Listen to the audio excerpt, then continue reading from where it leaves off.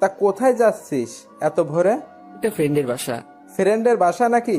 কোনো মেয়ে নিয়ে পালানো প্ল্যান আছে? দ্যাট কি যে তুমি বলো না। ওয়েট, আমি চা আনছি। ওকে, এবার দেখি আমি যে বাসে যাব সেই বাসটা আসছে। সো আমি হাত তুলতেই শীতলদা, এই চাটা তো খেয়ে যা। না না, বাস মিস হয়ে যাবে। এটা বলা মাত্রই বাসটা আমার সামনে এসে দাঁড়ালো। আমি বাসে উঠলাম আর একটা সিটে বসে পড়লাম। সাইডে একজন অবশ্য বসে আছে। আমি অতটা খেয়াল না করেই বসে পড়লাম আর কানে ইয়ারফোন লাগিয়ে সিটে মাথাটা রাখলাম। ও হ্যাঁ, আমার পরিচয়টাই তো দেওয়া হয়নি। আমি হলাম অভ্র নীল। আমরা দুই ভাই। আমি হলাম বড় কর্তা, তবে নামেই আমি বড় কর্তা, বাট আমার থেকে ছোট কর্তা সব কাজেতে এক্সপার্ট। আর ভাবছেন আমার আব্বু কেন আমায় কষ্ট করে এত রাতে ডাকছিল? আম্মু তো ডাকতে পারতো। আরে ভাই, সবার কপালে আম্মু থাকে না।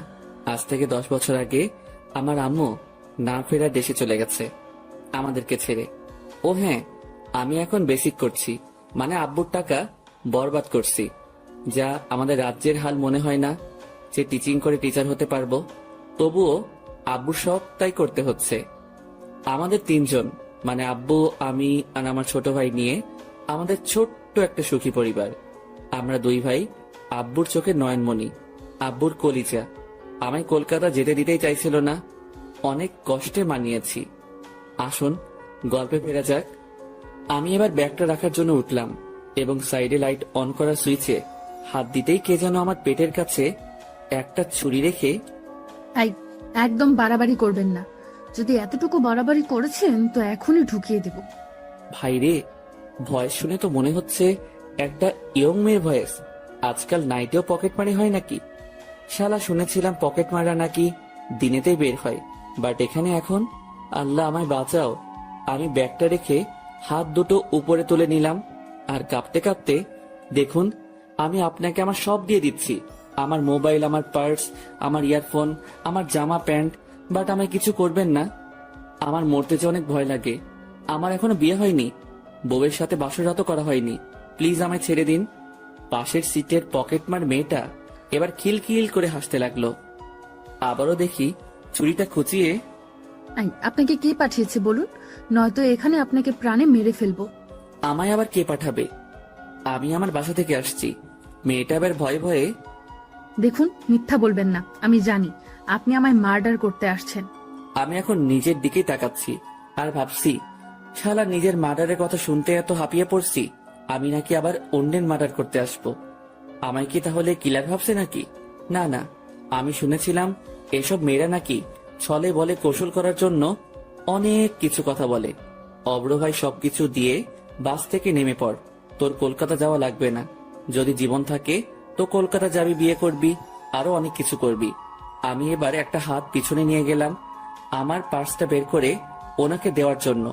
এটা উনি নোটিশ করতেই, খবরদার, একদম না। যা শালা, কি চাই তাহলে? হঠাৎ বাসটা একটা ঝাঁকুনি দিতেই মেয়েটার হাতের ছুরিটা নিচে পড়ে গেল আর সাথে সাথে আমি সুযোগ পেয়ে মেয়েটার দুটো হাত ধরে নিলাম। শালা, আজ আর একে ছাড়বো না। আমি এবার রেগে, কি এবার বাসের সবাইকে ডেকে বলবো যে আপনি একজন পকেটমার? মেয়েটার হাত ছাড়ানোর চেষ্টা করতে করতে, প্লিজ আমায় ভুল ভাববেন না, আমি কোনো পকেট মার না। তো কি শুনি, চোর নাকি ডাকাত? মেয়েটা এবার রেগে, দেখুন, যা তা বলবেন না। উফ, একে তো দোষ করেছেন, আবার তার উপর বাটপারি। আমি এবার মেয়েটার মুখের দিকে নোটিশ করতেই দেখি একটা ওড়না দিয়ে মেয়েটা নিজের মুখটাকে ঢেকে রেখেছে। আমি এবার কড়া চোখে, কি রোহিঙ্গা নাকি মুখ ঢেকে রাখছেন এইভাবে? আপনি কে যে আপনাকে বলতে যাব? হাত ছাড়ুন বলছি, নয়তো আপনি বাঁচবেন না কিন্তু। কেন বাঁচবো না? আপনি কি কসাই নাকি যে আমায় মেরে ফেলবেন? আমি এখনো দাঁড়িয়ে আছি ওর হাত দুটো ধরে। হঠাৎ বুঝতে পারলাম আমার গিয়ার বক্সের ফিউজ উড়িয়ে দিল কেউ। আমি আমার গিয়ার বক্সের দিকে লক্ষ্য করতেই দেখি মেয়েটা ক্যাপ করে আমার ওখানে একটা লাথি মেরেছে। আমি যন্ত্রণায় মেয়েটার হাত ছেড়ে দিয়ে মেয়েটার থেকে লুকিয়ে ওখানে হাত দিয়ে, উফ, মরে গেলাম গো, পেতনিটা আমার আর ছেলে হতে দেবে না গো, এটা বলে বসে পড়লাম আর সিটে মাথা রাখলাম আর যন্ত্রণায় আহ উহ করতে থাকলাম। অবশেষে হালকা একটু যন্ত্রণা কমলো। এখন দেখি মেয়েটা ছুরি নিয়ে আমায় কোন রকম ভয় দেখাচ্ছে না। মেয়েটা জানালার দিকে তাকিয়ে আছে। আমি রাগে ওর দিকে তাকিয়ে আছি। একবার বাস থেকে নামতে দে, তোকে আমি দেখে নেব। জানালার হাওয়াতে মেয়েটার ওড়নাটা আমার মুখের উপর পড়তেই আমি আরো রেগে, নিজের জিনিস সামনে রাখতে পারেন না, এটা বলেই আমি ওড়নাটা আমার মুখ থেকে সরালাম। আর মেয়েটাও আমার দিকে রাগি লুকে তাকিয়ে, সরি বলছি তো। ভাইরে, মেয়েটার মুখের দিকে আমি প্রথমবার তাকাতেই পুরাই ক্রাশ। আমার মনের গিটারটা টুং টুং করে বাজতে লাগলো। আহা, শালা একটা পকেট মার এত সুন্দরী হবে বলে আমি ভাবতেও পারিনি। ঘোলাটে দুটো চোখ, চোখের উপর নিচে কাজল মাখানো হালকা, নাকে একটা নাক ছাবি, আর দুটো গালে শুধু রাগের ছাপ। হাওয়াতে ওর চুলগুলো এবার আমার মুখের উপর পড়তে লাগলো। আমি তো পুরাই হারিয়ে গেলাম। আমার মুখ থেকে পকেট মাররাও এত সুন্দরী হয় আমি ভাবতেও পারছি না। মেয়েটা এবার ওড়নাটা আমার হাত থেকে কেড়ে, আমি কোনো পকেট মার নই। অভ্র পকেট মার হোক আর যেই হোক, বউ যদি বানাস একেই বানাস ভাই। উফ, পরীটা মনে হচ্ছে ও রূপ দেখতে থাকি। আমি হালকা হেসে, বুঝলাম আপনি তো পড়ি। না, আমি সেটাও না। আমি একজন সাধারণ মেয়ে। হুম, আমার তো মেয়ে বলে মনে হচ্ছে না। মানে? আমার তো মনে হচ্ছে আপনি স্বর্গ থেকে নেমে আসা কোনো এখন পড়ি। মেয়েটা হালকা হেসে চুল গুটিয়ে কানের মাথায় উপরে রাখতেই হায় হায় হায়, আমি আরো ফিদা হয়ে গেলাম। বুকের বাম পাশে হাত দিয়ে মেয়েটার দিকে তাকালাম। আর ওই মেয়ে, ক্রাশ খেয়েছি, হয় নাম্বার দেন নয়তো টাকা দেন। মেয়েটা এবার ব্যাগে হাত ঢোকালো, সাথে সাথে আমার মনে লাড্ডু ফুটতে লাগলো। এই রে অভ্র, তোর ভাগ্য খুলে গেছে রে, প্রথম চান্সে মেয়ে নাম্বার দিবে বলে ফোন বের করছে। আহা, আজ মনে কি আনন্দ। এবার দেখি মেয়েটা ব্যাগ থেকে হাত বের করে আমার হাতের উপরে কি যেন একটা রাখলো। আমি হাতের দিকে তাকাতেই দেখি শালা একটা 1 টাকার কয়েন। আমি মেয়েটার দিকে অসহায় চোখে তাকালাম আর বুঝলাম এই মেয়ে এত সহজে চিপে উঠবে না, একে চারা দিয়ে তুলতে হবে। মানে বুঝতেই পারছে না আমার কাছে তো নিনজা টেকটিকের গোডাউন আছে, সো ইউজ করা যাক। এই 1 টাকা আমার কাছে 1 কোটি টাকার থেকেও বেশি দামি। কেন? কারণ এই কয়েনটা যে তোমায় স্পর্শ পেয়েছে। মেয়েটা হালকা হেসে, পাগল নাকি? আমি হালকা হেসে, ধন্যবাদ পাগল বলার জন্য। কেন? আমার আব্বু নাকি বলে আমি নাকি পাগল, এই নিয়ে কনফিউজ ছিলাম। আমি কি সত্যি পাগল? তবে আজ সবটা ক্লিয়ার হয়ে গেল, কারণ আপনার মতো এত সুন্দরী একটা মেয়ে যখন পাগল বলেছে, সত্যি আমি পাগল। মেয়েটা এবার ওর মাথায় হাত তুলে একবার ঘুরিয়ে, সত্যিই আপনি পাগল। উফ, এভাবে হাসবেন না, আমায় কি মেরে ফেলবেন নাকি? মারবো কেন? আরে, আপনার হাসিতে যে পরিমাণ সুগার আছে তাতে তো আমার ডায়াবেটিস হতে পারে, আর তাতে তো আমি মারাই যাব। মারবো না। ইস, তাই বলে কি আপনি হাসা বন্ধ করে দেবেন নাকি? জি, আমার না হাসলে যদি কারো প্রাণ বাঁচে তাহলে বাঁচুক। আরে, আপনি না হাসলে তো আমি আরো জলদি মারা যাব। আপনার মিষ্টি হাসিটা আপনার দুষ্টু দুষ্টু দুটো ঠোঁটের কোণে থাকলে বেশ মন্দ লাগে না। ভাইরে, মেয়ে তো মনে হচ্ছে ফ্ল্যাট। মেয়েটা এবার মাথা নিচু করে, হাই, আমি শ্রেয়া। আমি বাঁকুড়াতে পড়াশোনা করি। আমিও হেসে, বাহ, আপনার মতো। আপনার নামটাও তো ভারী মিষ্টি। তাই? থ্যাঙ্কস। আর আপনি? আমি অভ্রনীল, আমারও বাঁকুড়াতেই বাসা। ও আচ্ছা, বাই দ্য ওয়ে, আপনি সত্যিই কিলার নন তো? জি, আমি মানুষকে কিল করি না, বাট আপনি চাইলে আপনার বুকের বাম পাশে থাকা হাড়টা কিল করতে পারি। মেয়েটা হালকা রেগে, দেখুন, মেরে ফেলবো কিন্তু। মেরেই তো ফেলেছেন, সাথে হাটও চুরি করেছেন আমার। তাই? জি মহারানী। মেয়েটা এবার একটা স্বস্তির নিঃশ্বাস ফেলে, ওকে ফাইন, তা কোথায় যাবেন? আপনি যতদূর যাবেন তত দূরই যাব। জাহান্নামে নিয়ে গেলেও সেখানেও যেতে পারি। মেয়েটা এবার মুখে হাত দিয়ে হাসতে হাসতে, বেশ, ফ্ল্যাট তো ভালোই করতে পারে। আমি মেয়েটার চোখের দিকে তাকিয়ে মুচকি হেসে, না, আমি ফ্ল্যাট করি না কাউকে, তবে আজ আর নিজেকে সামলাতে পারলাম না আপনার মতো একটা বিশ্ব সুন্দরীকে চোখের সামনে পেয়ে। উফ, আপনি এত কথা পান কোথায় এত তাড়াতাড়ি?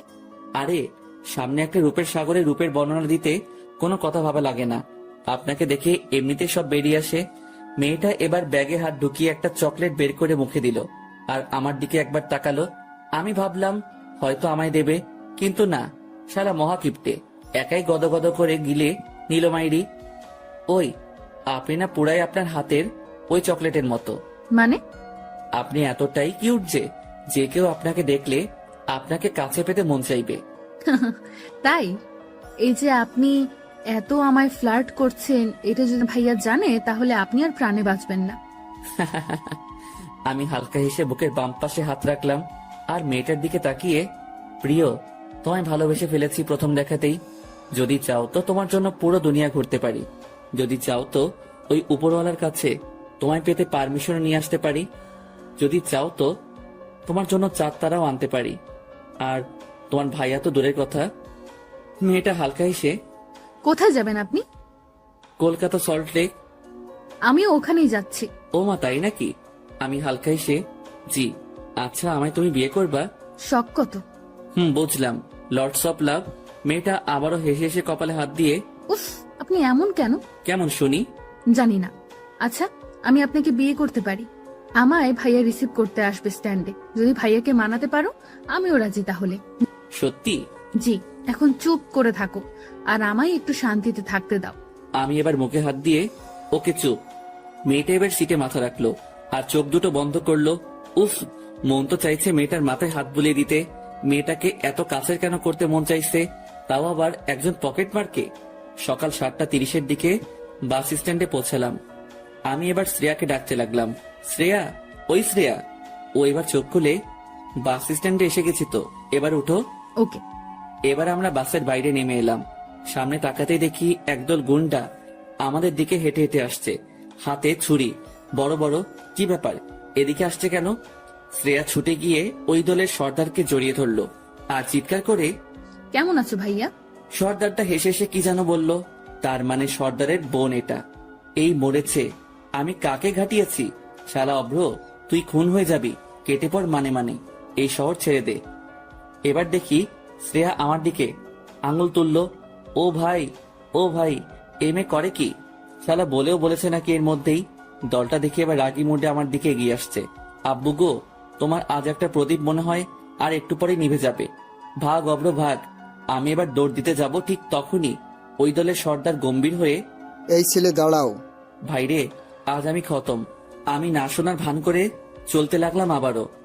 এই তোকে দাঁড়াতে বলছি না? আমি সাথে সাথে দাঁড়িয়ে পড়লাম।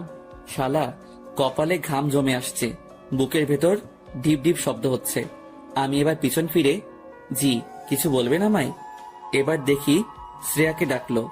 শ্রেয়া কাছে আসতেই, বোন, এই কি সেই ছেলে? ভাইরে, আমি আজ শেষ। কেন যে শুধু শুধু নিজের বাস নিতে গেলাম। শ্রেয়া এবার ঘাড় নেড়ে, জি ভাইয়া। শ্রেয়ার ভাইয়া এবার গম্ভীর হয়ে আমার ক্লোজে এলো। ভাইরে, আমার এবার প্যান্ট ভিজে যাওয়ার অবস্থা। আমি ভয়ে থরথর করে কাঁপছি। আল্লাহ, বাঁচাও আমায়, বাঁচাও প্লিজ। আমি চোখ বন্ধ করে আল্লাহকে ডাকতে লাগলাম। তারপরে বুঝলাম আমার কাঁধের উপরে হাত রেখেছে ওর ভাইয়া, মানে শ্রেয়ার বড় ভাই। এই কি রে, আমার ডান কাঁধে হাত রেখেছে, মানে আমার হাতটা কাটবে নাকি? অব্র, নিজের দোষটা স্বীকার করে নে। যদি হাতটাকে বাঁচানোর ইচ্ছা আছে তো। তাই 2 হাত জোর করে ওর ভাইয়ার সামনে, প্লিজ আমার হাত কাটবেন না। আমি তো ভাত খেতে পারবো না, আর বাম হাত দিয়ে আমার ভাত খাওয়ার অভ্যাস নেই। প্লিজ। শ্রেয়ার ভাইয়া এবার মাথা চুলকাতে চুলকাতে, পাগলা নাকি তুই? আমি ভয়ে ভয়ে, জি ভাইয়া, আমি পাগল, আমায় ছেড়ে দিন প্লিজ। শ্রেয়া আমার দিকে তাকিয়ে মুচকি মুচকি হাসছে। আমি দেখলাম, শালা আজ পর্যন্ত কাউকে দেখলাম না যে কাটা ঘায়ে নুনের ছিটা না দিয়েছে। শ্রেয়ার ভাই এবার, ধন্যবাদ আমার বোনকে গার্ড দিয়ে আনার জন্য। এটা বলে শ্রেয়ার ভাইয়া চলে গেল আমার সামনে থেকে। শালা এবার নিজেকে বডিগার্ড মনে হচ্ছে, আর আমি শ্রেয়াকে গার্ড দিয়ে এনেছি।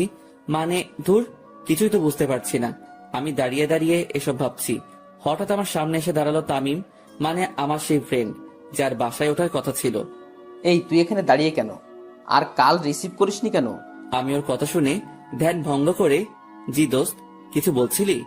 তামিম এবার আমার হাতে হাত রেখে, তুই ঠিক আছিস তো? আমি এবার কপালের ঘাম মুছে, হ্যাঁ আমি ঠিক আছি। আচ্ছা, তোদের শহরে কি মাফিয়া থাকে নাকি? হ্যাঁ, সব শহরেই তো থাকে, তুই জানিস না? হ্যাঁ জানি, তবে তোদের এখানের গুলো বড্ড বেশি ভয়ঙ্কর। কি যে বলিস না, তুই কি ওদের সামনে পড়ছিলি নাকি? পড়েছিলি মানে? পড়ে গিয়ে বেঁচে গেছি। জানিস তো কি হয়েছে? আচ্ছা আগে বাসায় চল, নেক্সট ডে হাত মুখ ধুয়ে তোর কাণ্ড কারখানা শুনবো। এটা বলেই ও আমায় বাইকে তুলে ওদের বাসায় নিয়ে এলো। আমি হাত মুখ ধুয়ে ওর রুমে এসে ওকে সবটা খুলে বললাম।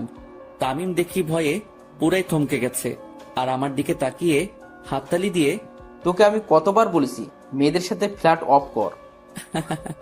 আমি হালকা হেসে কি করব বল দোস্ত, আমি যে সিঙ্গেল, যে মেয়েকে দেখি তাকে নিয়ে স্বপ্ন দেখা শুরু করে ফেলি। জি, এবার এটাও দেখো যে একদিন গুলি খেয়ে পড়ে আসিস। আমি এবার একটু ভাব নিয়ে, দেখ দোস্ত, এই অব্র কারোর থেকে কম না। আচ্ছা যাই হোক, অনেক জার্নি করে এসেছিস, খাওয়া দাওয়া কর, একটু রেস্ট নে। আচ্ছা দোস্ত, আমি এবার খাওয়া সেরে রুমে বসে আছি। অনেকক্ষণই বসে রইলাম, দেখলাম তামিমের কোনো পাত্তাই পাচ্ছি না।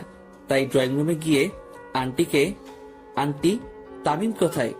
ও একটু বাজারে গেছে। ও আচ্ছা, ওকে আন্টি, এটা বলে আমি রুমে চলে এলাম। জানালার সাইডে গিয়ে চারদিকটা দেখতে লাগলাম। সত্যি এই শহরটা খুবই সুন্দর, একের পর এক ইমারত, সত্যি কলকাতা প্রাণের শহর। দূরে চোখ মেলতেই দেখি গাড়ির ভিড়, কোথাও বেলুন বিক্রি করছে কেউ, আবার কেউ ভিক্ষা করছে, আবার কেউ রাস্তা পারাপার করতে ব্যস্ত। দুপুরটাও কেটে গেল রুমের মধ্যেই। বিকেলের দিকে ছাদে গেলাম। তামিম আর আমি। তামিম বসে আছে একটা কর্নারে, আর আমি চারদিকটা ঘুরে দেখছি, বেশ ভালো লাগছে। হঠাৎ একটা ছাদের দিকে লক্ষ্য করতেই আমি দিশা হারিয়ে ফেললাম। আরে এ তো শ্রেয়া। সাথে সাথে তামিম, আমি নিচে গেলাম। কেন? আব্বে, আমি গেলাম নিচে, তুই থাক এখানে। আরে কেন বলবি তো? ভাই, বলার টাইম নেই। এটা বলেই আমি রুমে চলে এলাম। ভাই রে, বুকটা দূর দূর করে কাঁপছে। তার মানে শ্রেয়ার কি এখানে বাসা? তামিমও কিছুক্ষণ পর রুমে আসতেই, আচ্ছা তামিম, তোদের এই এলাকায় কি কোনো মাফিয়া থাকে?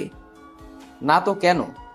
না, তাহলে ওই যার কথা বলছিলাম তার বোনকে দেখলাম অন্য একটা ছাদে, তাই আর কি। দূর বেটা, তুই একটু আজকাল বেশি দেখিস। হতে পারে। আমি এবার ড্রেস চেঞ্জ করে বাইরে এসে দাঁড়িয়ে আছি তামিমের জন্য। বেশ স্টাইল এবং ভাব ধরে পকেটে হাত গুজে হিরো আলমের মতো দাঁড়িয়ে রাস্তার দিকে তাকিয়ে আছি গেটের সামনে। সাইড থেকে কে যেন বলল, এক্সকিউজ মি। আমি সাইডে তাকাতেই দেখি, আরে এ তো শ্রেয়া। আমি সাথে সাথে মুখ ঘুরিয়ে নিলাম। শ্রেয়া এবার আমার সামনে এসে, আপনি সেই ছেলেটা না যার সাথে আমার বাসে মিট হয়েছিল? আরে কি যাতা বলছেন, আমি আপনাকে চিনি না। শ্রেয়া এবার আমার সামনে এসে, না, আপনি সেই ছেলেটাই। শ্রেয়া এবার আমার হাত ধরে হ্যান্ডশেক করে, থ্যাংক ইউ সো মাচ আমায় আমার গন্তব্যে পৌঁছে দেওয়ার জন্য। আমার পেছনে এই শহরের এক মাফিয়া লেগেছিল। খবর পেয়েছিলাম আমায় নাকি বাসে অ্যাটাক করবে, তাই আমি ভয়ে আপনার সাথে তখন ওরকম ব্যবহার করে ফেলেছিলাম। এটা বলে মেয়েটা কানে হাত দিয়ে, সরি ইয়ার। আমি এবার মেয়েটার দিকে তাকালাম। মেয়েটা সরি বলার কায়দাতেও একটা জাদু আছে। আমি হালকা হেসে, তার মানে আমাদের মধ্যে বাসে যা হয়েছে তা আপনি কিছুই বলেননি আপনার ভাইয়াকে? মেয়েটা এবার হালকা হেসে, বাচ্চা ধন, এবার পথে এসেছেন তাহলে, এবার তো বলে দেখতেই হবে। আর হ্যাঁ, তখন আমায় ছাদ থেকে দেখে নেমে গেলেন কেন? ভয় পেয়েছেন বুঝি? আমি এবার আরো একটু ভাব নিয়ে, যা কি যাতা বলছেন, আমি একটা স্মার্ট পোলা, আর আমি আবার ভয়? তাই নাকি? তাহলে এবার বাসে ঘটে যাওয়া ঘটনাটা ভাইকে বলতেই হচ্ছে দেখি।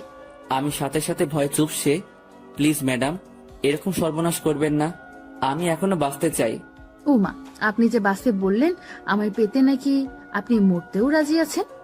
আমি আবারও একটু ভাব নিয়ে, সে আলাদা ব্যাপার। বেশি ব্যাপার করলে না পেপে দিয়ে চেপে দেব। আরে এই মেয়ে তো দেখি বড় শেয়ানা। আচ্ছা, আমি একটু বাইরে যাব, সো আপনি এখন আসতে পারেন। আসতে পারি মানে আমার সাথে এখন তুইও যাবি? কোথায় আর কেন?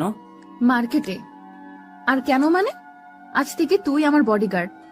ও হ্যালো, আমি এখানে ঘুরতে এসেছি, কারোর বডিগার্ড হতে না। সাথে সাথে মেয়েটা আমার দিকে আঙুল তুলে, তাহলে গিয়ে বলি আমার ভাইয়াকে বাসে ঘটে যাওয়া ঘটনাটা।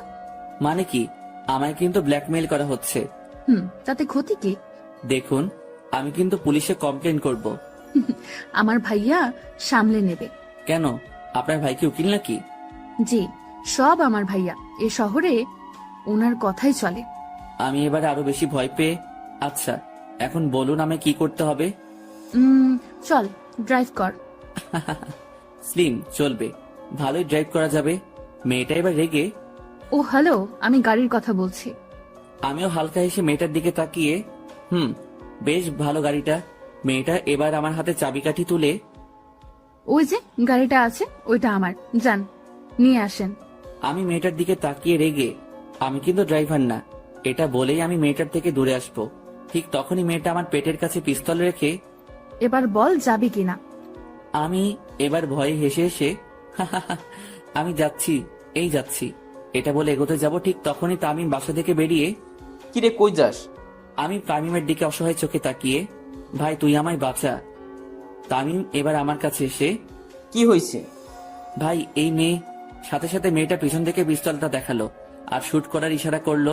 আমি এতে ভয় পেয়ে, না দোস্ত কিছু না, আজ না অন্যদিন বের হব, আজ একটু আমার ফ্রেন্ডের সাথে বের হব। তামিম এবার মেয়েটার দিকে তাকাতেই শক খেয়ে, তুই পাগল নাকি? মাফিয়ার বোনের সাথে বের হবি? ভাই হাতি পাকে পড়লে যেমন মশাও লাথি মারে, ঠিক তেমন আমার অবস্থা হয়েছে এখন। মেয়েটা এবার আমাদের কাছে এসে, ওই অব্র, চলেন, আমার একটু তাড়া আছে।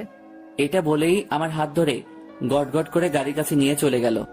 আমি নিরুপায় হয়ে ড্রাইভিং সিটে বসলাম, মেয়েটা সাইডে বসলো, আর আমি গাড়ি স্টার্ট দিলাম। এখন অন দা ওয়ে। আমি মেয়েটার দিকে তাকিয়ে, আচ্ছা আপনাকে একটা কথা বলবো? বলুন। আপনি কি সত্যি এমন, নাকি না বাইরের আগের পিছনে একটা ভালো মনের মানুষ লুকিয়ে আছে? মেয়েটা এবার আমার দিকে কড়া চোখে তাকিয়ে, সেটা আপনার জেনে লাভ কি?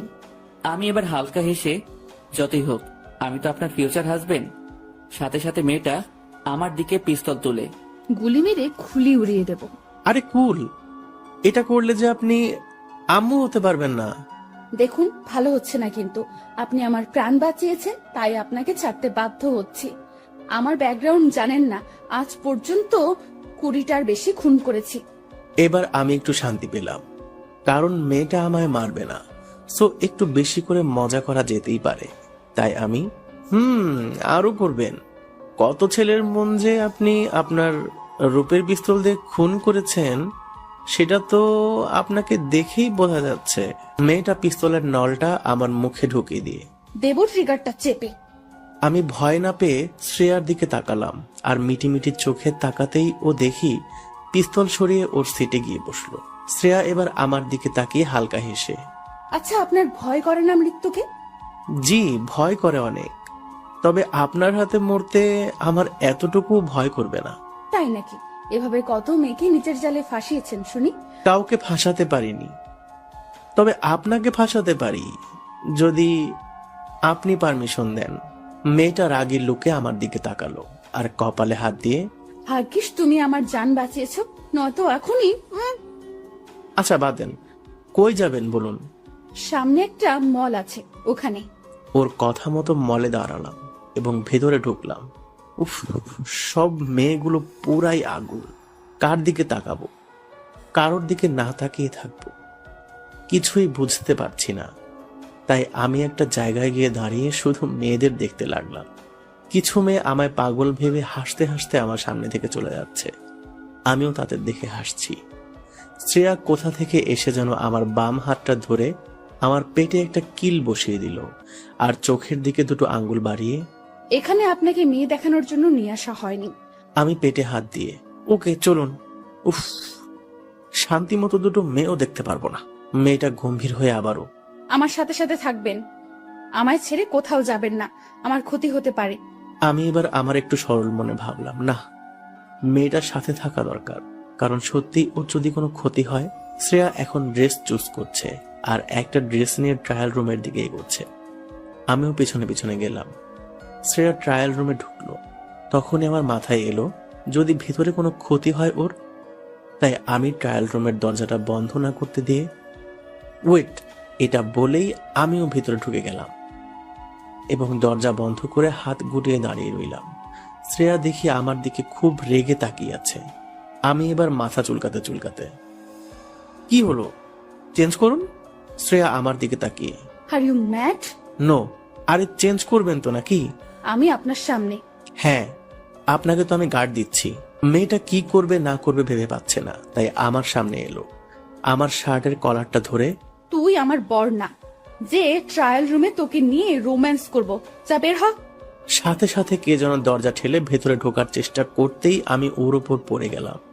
ভর সামলাতে না পেরে আমার ঠোঁট দুটো ওর ডান গালে স্পর্শ হলো।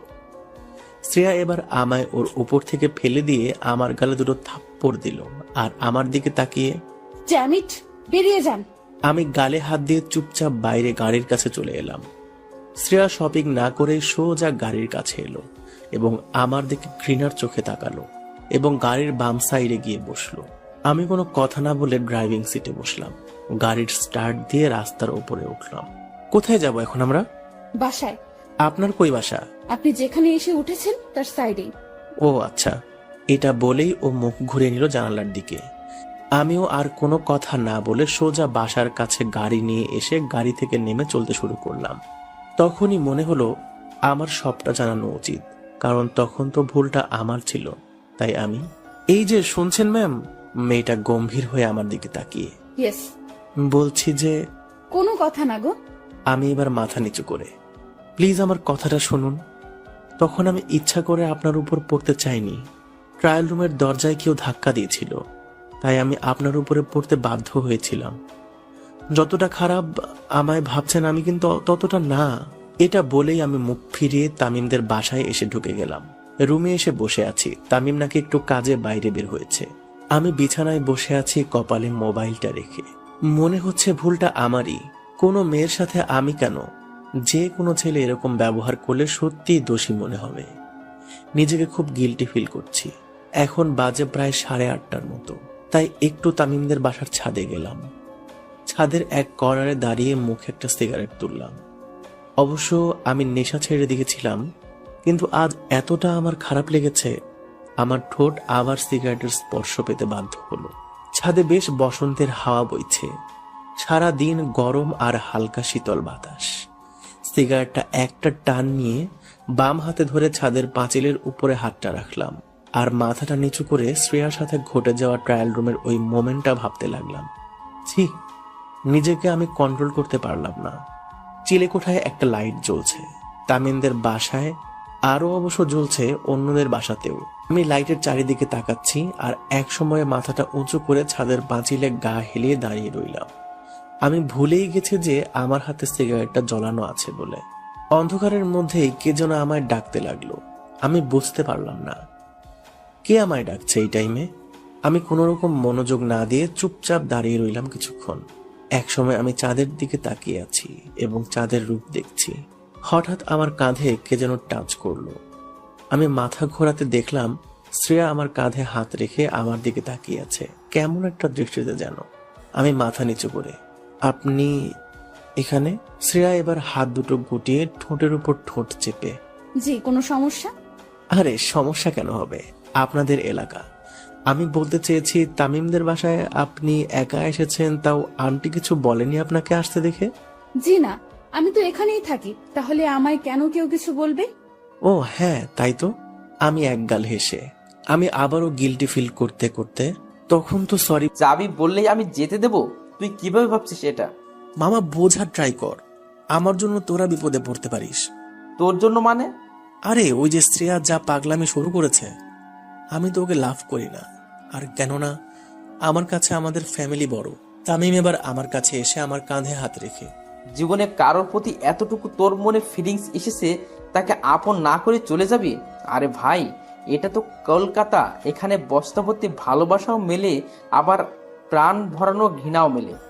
তুই ভালোবাসা পেয়েছিস এই শহরের বুকে, তুই না নিয়ে কিভাবে যাবি? আমি এদিকটা সামনে নেব। তুই যদি বলিস আমাদের ছাত্র সংসদকে ডাকবো তোদের জন্য। আমি হালকা হেসে মাথা নেড়ে, মামা আমি চাই না এসব। তুই হয়তো ভালো জানবি মাফিয়া কতটা শক্তিশালী। তামিম আবারও ঘাড় নেড়ে, সে যাই হোক, তুই এখন এখান থেকে এক পাও নড়বি না। আমারও মন চাইছে না ছেড়ে যেতে। মেয়েটার মায়ায় একটু হলেও জড়িয়ে পড়েছি। আমরা সিঙ্গেল পোলাপান, আমাদের সাথে কেউ দুদিন মেসেঞ্জারে ভালোভাবে কথা বললেই তার প্রতি ভালো লাগা শুরু হয়ে যায়। আর এটা তো ফেস টু ফেস। তবুও আমি মনের কষ্ট চেপে, আমি আবার আসবো দোস্ত, মাস 3 পর। তখন এদিকটা সব ঠিক হয়ে যাবে। প্লিজ দোস্ত, আমায় যেতে মানা করিস না। তামিম এবার অভিমানী মুখ নিয়ে, তোর ইচ্ছা। এটা বলেই ও আবার বিছানায় গিয়ে বসলো। বুঝলাম ছেলেটা রাগ করেছে। আমি তামিমের দিকে তাকালাম আর ভাবতে লাগলাম ছেলেটা কত জেদ করে আমায় বাসা থেকে ওর বাসায় নিয়ে এসেছে। ওর শখ ছিল আমায় এই শহরটা ঘুরিয়ে দেখানো, তবে পসিবল হলো না। দুপুরে লাঞ্চ সেরে আমি লাগেজ নিয়ে বাইরে বের হয়ে এলাম। এখন বাইরে প্রচুর রোদ, কেউ কোথাও নেই, আর শ্রেয়াও দেখতে পাবে না। তামিম গোমরা মুখ নিয়ে বাইক নিয়ে দাঁড়িয়ে আছে। আমি হেসে হেসে, আরে পাগলা, আমি তো আবার আসবো। না, তোকে আর আসতে হবে না, তোকে ফেলে দিয়ে আসি বাস স্ট্যান্ডে। আমি এবার আন্টি আঙ্কেলের সাথে দেখা করে তামিমের বাইকে উঠলাম এবং বাস স্ট্যান্ডে এসে বাসে উঠলাম। বাসের জানালার ধারে সিটে বসলাম। জানালার দিকে মন খারাপ করে তাকিয়ে আছি। মনে হচ্ছে আজ আমার মনটা কোনো কলা গাছের ভেলার মতো ভেসে আছে ভালোবাসার সাগরে। ডুবতে চাইলেও ফ্যামিলি আমায় বাধ্য করছে আমি যেন না ডুবি। আর মেয়েটা তো একটা চাতক পাখির মতো ভালোবাসার তৃষ্ণা মেটাতে আমার থেকে কিছুটা ভালোবাসা চেয়েছিল, কিন্তু আমি স্বার্থপরের মতো মেয়েটার দিকে মুখ ফিরিয়ে চলে এলাম। আমি সোনার কাঠি খুঁজে পেয়েছিলাম, কিন্তু সোনার কাঠির যত্ন করার ভাগ্য আমার হয়ে ওঠেনি। এবার একটা লম্বা আশ্বাসের শ্বাস নিয়ে আবারও জানালার দিকে তাকালাম এবং হালকা হেসে, সালাম তোমায় কলকাতা। প্রতিদিন কত মানুষের ভালোবাসা এই শহরের বুকে হয়, আবার কত মানুষের ভালোবাসা এই শহরের বুকে নানা কারণে শেষ হয়। নেশার থেকে কম কিছু না এই শহর যে কাউকে ভালোবাসাতে বাধ্য করবে, সেটা কোনো মেয়েকে দিয়ে হোক কিংবা প্রাকৃতিক পরিবেশ দিয়ে হোক। আমার এসব কথা মাথায় আসতেই চোখ দিয়ে টপ টপ করে পানি পড়তে লাগলো। আমি চোখের পানি মুছে একটু শক্ত হলাম এবং আমি বুঝতে পারলাম আমার পকেটে কেউ যেন হাত পড়ছে। আমি সাথে সাথে হাতটা ধরলাম এবং সাইডে তাকিয়ে দেখলাম একটা হিজাব পরা মেয়ে। মেয়েটা বাঁচার জন্য চিৎকার করে, হেল্প হেল্প হেল্প, এই ছেলেটা আমার হাত ধরেছে। সাথে সাথে কতগুলো কলেজ স্টুডেন্ট এগিয়ে এলো। আরে ভাই, মেয়ে ডাকলে তো একটা 70 বছরের বুড়ো লাফিয়ে লাফিয়ে চলে আসবে। স্টুডেন্টগুলো আমার কাছে এসে আমার দিকে তাকালো এবং গম্ভীর হয়ে, বাসে মেয়েদের ইপটিজিং করা হচ্ছে। ভাই এই মেয়ে পকেট মার, আমার পকেটে হাত ঢোকাতে চেয়েছিল, আমি টের পেয়ে ওর হাত ধরেছি। এবার একটা স্টুডেন্ট এলো, বেশ স্টাইলিশ, চুলে কালার করা।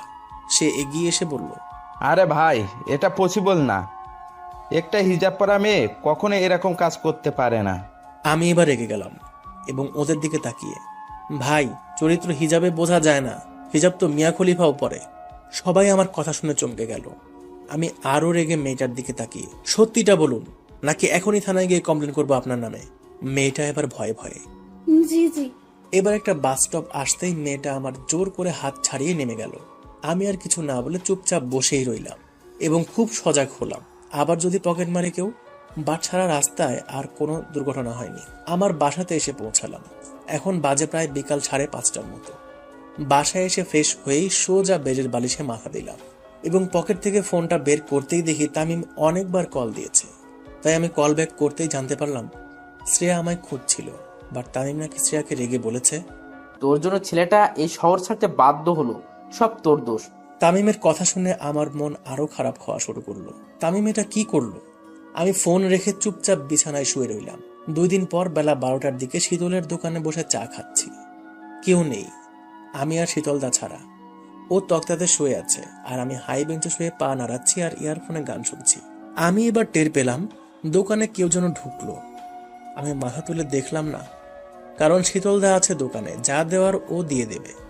আমি চোখ বন্ধ করে শ্রেয়া ঘোষালের চলা রাস্তায় সাজি ট্রাম লাইন আর কবিতায় ছুঁয়ে কাঁপলে, আহা উঠতাম কত সুন্দর তুই থার্মোমিটারে মাপলে, হিয়া টুপটাপ জিয়া নস্টাল মিছে কুয়াশায় ভেজা দিন, আমি ভুলে যাই কাকে চাইতাম আর তুই কাকে ভালোবাসতিস।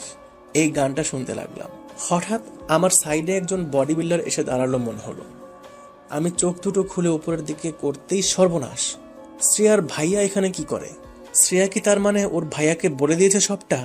আমার দিকে শ্রেয়ার ভাইয়া রাগী লোক দিয়ে। কি ব্যাপার? আমার বিশ্বাস হলো না যে এটা শ্রেয়ার ভাইয়া কিনা। দূর, আমার মনের ভুল। তাই আমি চোখ দুটো ঘষে আবারও তাকালাম। দেখলাম আরে সত্যিই তো শ্রেয়ার ভাই। আমি এবার ভয়ে ভয়ে বেঞ্চ থেকে উঠে, জি বলুন। তুই এখানে? জি, আমার এখানে বাসা তো। ও আচ্ছা। আমি ভয়ে কাঁপছি, শালা এখানে কি করে শ্রেয়ার ভাই। আমি এবার, আচ্ছা ভাইয়া একটা কথা জিজ্ঞাসা করতে পারি? কর। আপনি এদিকে কেন রে, আসতে পারি না বুঝি? আরে আরে না, তা না, আপনাকে তো দেখিনি কখনো কোনোদিন এই রাস্তায়। এই বেটা, তুই আমার কয়দিন চিনিস যে দেখলেও তখন চিনতে পারবি? আর আমি শ্রেয়াকে নেশে রাখতে যাচ্ছি। কথাটা শোনার সাথে আমার বুকের মরুভূমিতে কেমন একটা ঝোড়ো হাওয়া বইল খুশির।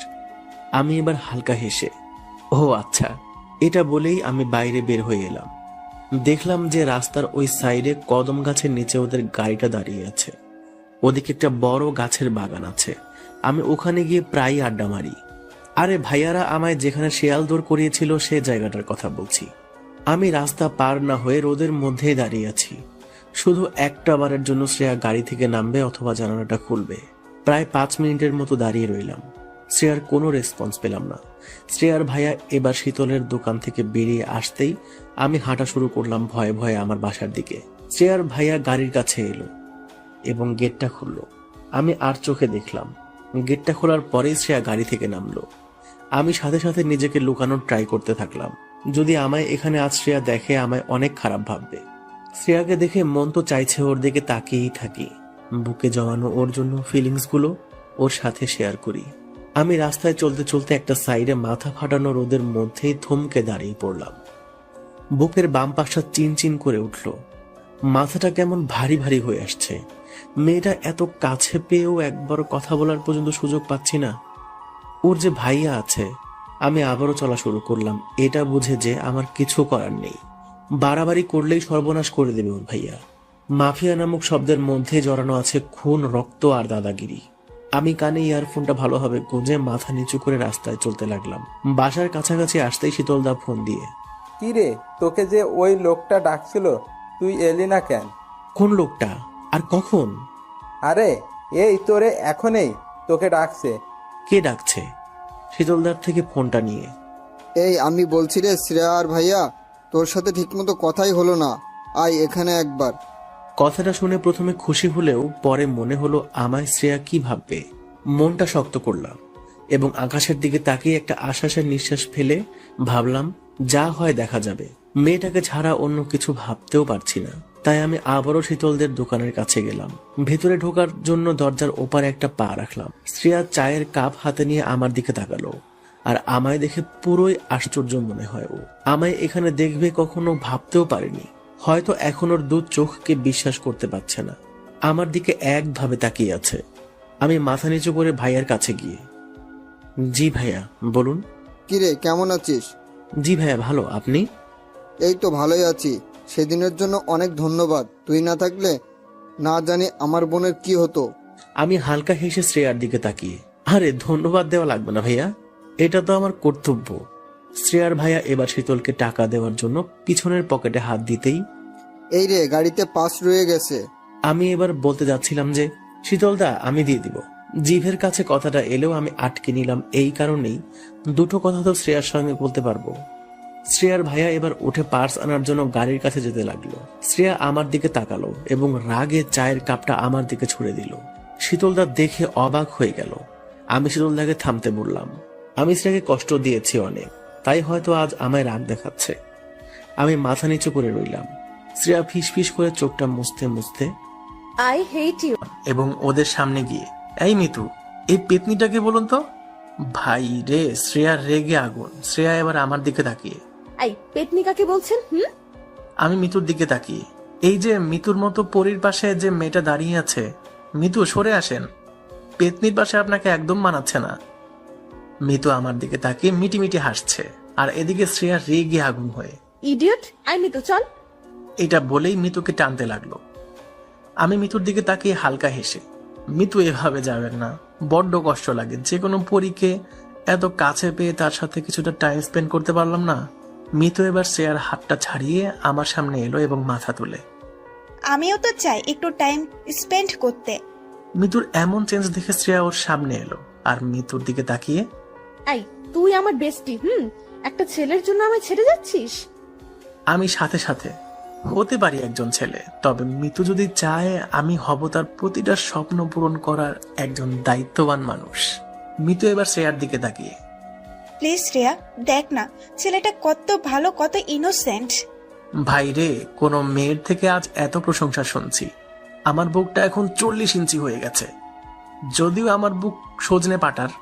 আমি এবার মিতু, ও যদি চায় আমাদের সাথে টাইম স্পেন্ড করতে পারে। বেচারি একা কোথায় যাবে বলুন? তুই থাক, মরবি তুই। এটা বলেই শ্রেয়া চলে গেল। আমি এবার মিতুর দিকে তাকালাম আর তাকিয়ে ভাবছি, শালা এই মেয়ে আমাকে সত্যি বর বানিয়ে ছাড়বে নাকি। ইস, আমি শ্রেয়াকে পেতে মিতুর সাথে এভাবে মজা করছি, তাতে কি? বেস্টি তো আরেকজন বেস্টিকে বেশ ভালোভাবে বাস দিতে পারে। আমি মিতুকে নিয়ে কফি শপের ভেতরে গেলাম এবং কফি খেতে খেতে, আচ্ছা মিতু, আপনি আর শ্রেয়া কি আপনারা এক মেসেই থাকেন?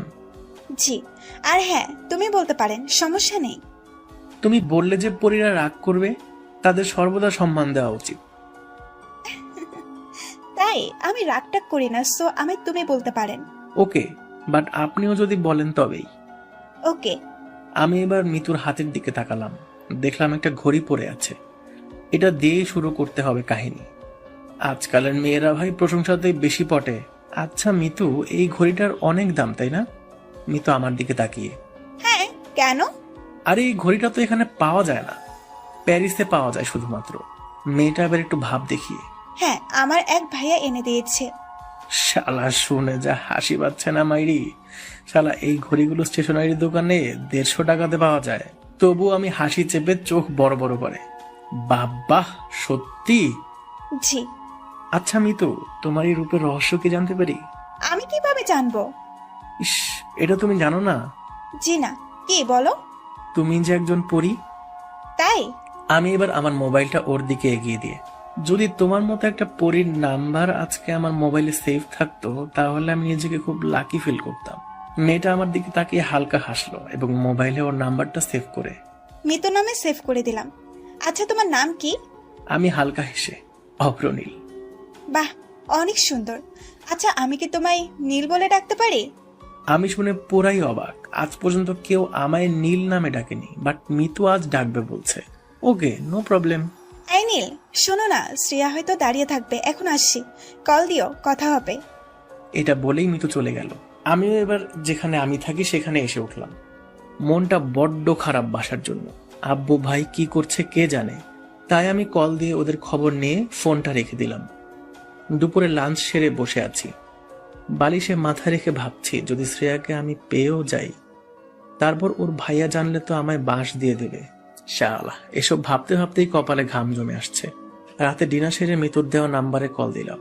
ফোন রিসিভ করতেই, হ্যালো। জি, এখন মিতু একটু ওয়াশরুমে গেছে, ও এলে আমি বলে দিব কল ব্যাক করতে। আপনি কে? আমি ওর রুমমেট শ্রেয়া। আমি শুনে হালকা হ্যাপি ফিল করলাম। আমি হালকা হেসে, ও আপনি? শেষ পর্যন্ত আপনি আমার ফ্রেন্ডকেও আপনার জালে ফাঁসাতে ছাড়লেন না। শ্রেয়া, তুমি আমায় পুরোই ভুল বুঝছো। আমি তোমার জন্য আমার বাসা থেকে 90 কিলোমিটার দূরত্বে এসেছি। থাক, আমি এসব কিছু শুনতে চাই না। মিতু এলে আমি ওকে বলে দেব কল দিতে। আমি হালকা হেসে, শ্রেয়া আমি জানি তুমি আমার উপর রেগে আছো, বাট তুমি একটা বার আমার জায়গায় নিজেকে রাখো। আমি চাই না নিজেকে তোমার জায়গায় রাখতে, আর মোটেও না। আচ্ছা শ্রেয়া, একটা কথা বলি। হুম। তুমি আমায় লোকেশন দাও, আমি লোকেশন মতো তোমার মেসের সামনে পৌঁছাচ্ছি। তুমি আমার সাথে কিছুটা সময় কাটাও, আমি নিশ্চয়ই তোমাকে বোঝাতে পারবো আমার যন্ত্রণাটা।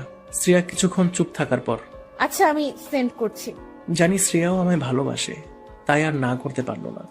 শ্রেয়ার সেন্ড করা লোকেশন মতো আমি ওখানে গিয়ে বাইক নিয়ে হাজির হলাম। অবশ্য আমি বাইক নিয়েই বাসা থেকে বের হয়েছিলাম। শ্রেয়া লুকিয়ে মেসের বাইরে এসে আমার জন্য অপেক্ষা করছে দেখলাম। আমি ওর সামনে বাইক রাখতেই পেছনে চাপলো, আর আমি সাথে সাথে ওকে নিয়ে বেরিয়ে এলাম ওখান থেকে। শ্রেয়া আমায় একটুও টাচ করেনি। আমি ওকে বাইকের পিছনে বসে প্রায় 2 ঘন্টা ঘোরালাম। অবশেষে একটা মরে থাকা ফুচকার স্টলের সামনে দাঁড়ালাম এবং আমি শ্রেয়ার দিকে তাকিয়ে, ফুচকা খাবে? জানি মেয়েরা ফুচকা দেখলে লোক সামলাতে পারে না, তেমনি শ্রেয়াও ঘাড় নেড়ে জি। এটা বলেই আমরা ফুচকার স্টলের কাছে দাঁড়ালাম এবং সাথে সাথে রাস্তায় ওই সাইড থেকে দুটো গাড়ি হই হুল্লোড় করতে করতে আসছে এদিকে। কারোর হাতে উইকেট, কারোর হাতে তলোয়ার, আবার কারোর হাতে বন্দুক। সোজা ফুচকার স্টলের কাছে গাড়ি দুটো এসে থামলো। শ্রেয়া থরথর করে কাঁপছে আমার পাশে দাঁড়িয়ে। আমি ওর হাতটা জোর করে চেপে ধরলাম। আমারও ভয়ে গলার পানি শুকিয়ে এসেছে। গাড়ির দিকে তাকাতেই দেখলাম ওর ভাইয়া গাড়ি থেকে নেমে একটা উইকেট নিয়ে আমার দিকে আসছে। আমার কাছে এসে আমার পায়ে একটা উইকেটের বাড়ি মেরেই, তোর এত বড় সাহস, তুই আমার বোনকে নিয়ে এত রাতে ঘোরাতে বের হয়েছিস? শ্রেয়া ভয়ে কাঁপতে কাঁপতে, ভাইয়া ভাইয়া। চুপ তুই। শ্রেয়া আরো ভয়ে কাঁপতে কাঁপতে অবশেষে কান্না শুরু করে দিল। আমি ওর ডান হাতটা আরো শক্ত করে চেপে ধরলাম। এটা ওর ভাইয়া দেখে, এই তরোয়াল নিয়ে আয়, আমার বোনের হাত ধরা। ওর ভাইয়ের কথা শুনে একটা ছেলে তলোয়ার নিয়ে এসে ওর হাতে ধরিয়ে দিল।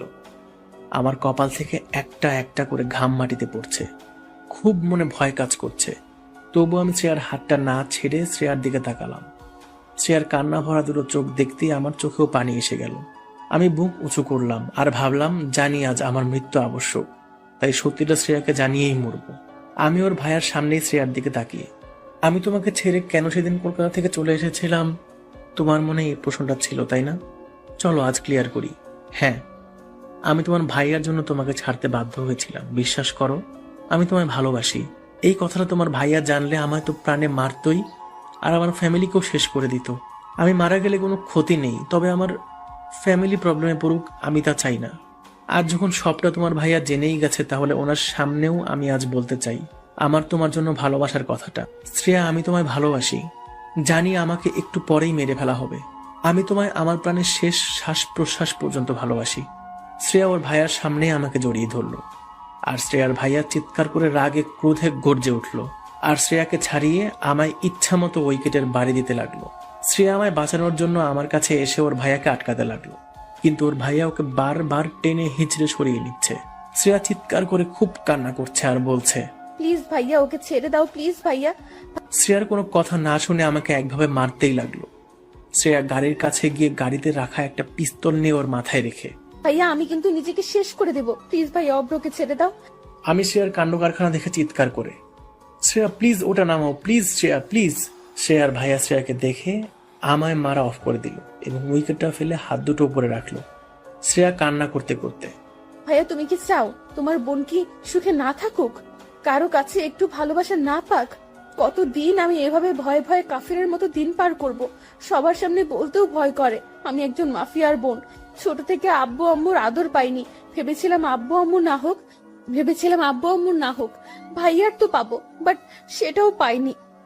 তারপর ভেবেছিলাম ভালোবাসার মানুষটার থেকে পাবো, বাট সেটাও দেখি এখন আর পসিবল না। কি লাভ আমার মতো অস্বাধীন একটা মেয়ে এই দুনিয়ায় বেঁচে থেকে? ভাইয়া আমি তোমার সামনে কোনো দিন কোনো কথা জোর দিয়ে বলিনি, তবে আজ নির্ভয়ে বলছি। এটা বলেই আমার দিকে বাম হাতের তর্জনী আঙুলটা তুললো এবং আমায় দেখিয়ে, ভালোবাসি আমি ভাইয়া, ওই ছেলেটাকে আমি বড্ড ভালোবাসি। আমি ওকে না পেলে আমি নিজেকে শেষ করে দিব। ওর ভাইয়া শ্রেয়াকে থামানোর জন্য, আচ্ছা আচ্ছা আমি সব মানতে রাজি, বাট তুই আমার মাথা থেকে পিস্তলটা নামা। আমার মা, তুই একমাত্র আমার বোন, তোর সব কথা মানতে আমি রাজি আছি। এটা শুনে শ্রেয়া কিছুটা খুশি হলো এবং ওর ভাইয়ার দিকে এগিয়ে আসতে লাগলো। হঠাৎ এগিয়ে আসতে আসতে ও মাটিতে লুটিয়ে পড়লো। বুঝলাম শ্রেয়ার ভাইয়া শত্রুপক্ষের যে কোনো একজনের লোক সাইলেন্সার লাগিয়ে গুলি চালিয়েছে শ্রেয়ার উপর। শ্রেয়া ওভাবে লুটিয়ে পড়ার পর শ্রেয়ার ভাইয়া তর্জন গর্জন করে, এই তোরা দেখ কি আছে চারপাশে।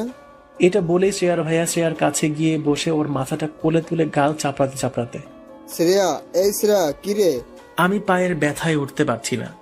এখন আমি তবুও লুটিয়ে লুটিয়ে শ্রেয়ার কাছে গেলাম। আমি শ্রেয়ার মুখের দিকে তাকাতে পারছি না।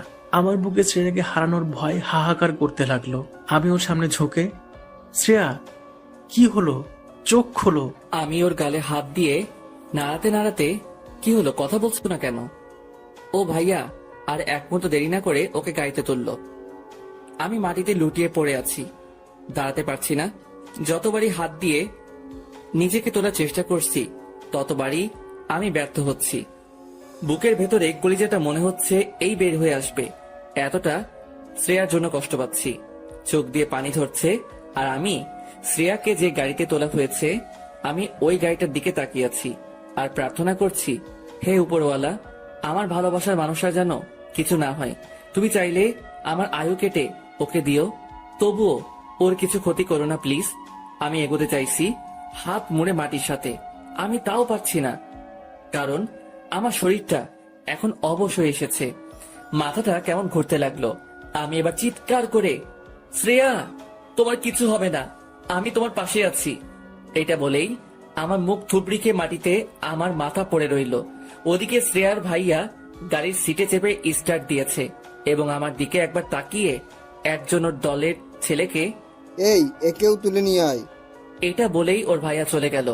আমি শুনতে পেলাম শ্রেয়ার ভাইয়ার কথাটা, বাট আমি মুখ তুলে দেখতে পারলাম না। আমি ব্যথা পেতেই সেন্সলেস হয়ে গেলাম। দীর্ঘ 4 ঘন্টা পর আমি চোখ খুললাম হসপিটালের একটা বেডে। আমি চোখ খুলে শ্রেয়াকে খুঁজতে লাগলাম চারিদিকে তাকিয়ে। আমি কাউকে আমার সাইডে দেখতে না পাওয়ায় সাইড দিয়ে চলে যাওয়া এক নার্সকে, ম্যাম এদিকে একটু শুনবেন। নার্সটা আমার কাছে এসে, জি বলুন। আমার সাথে আর একজন মেয়ে অ্যাডমিট হয়েছে, কাইন্ডলি বলবেন এখন সে কত নাম্বার বেডে আছে? কিছুক্ষণ বলতে ওই রাত 12টার দিকে অ্যাডমিট হয়েছে, তাই না? জি। Sorry sir, it's private. ওনার বাসার লোক আমাদের এটা বলতে বারণ করে দিয়েছে কাউকে।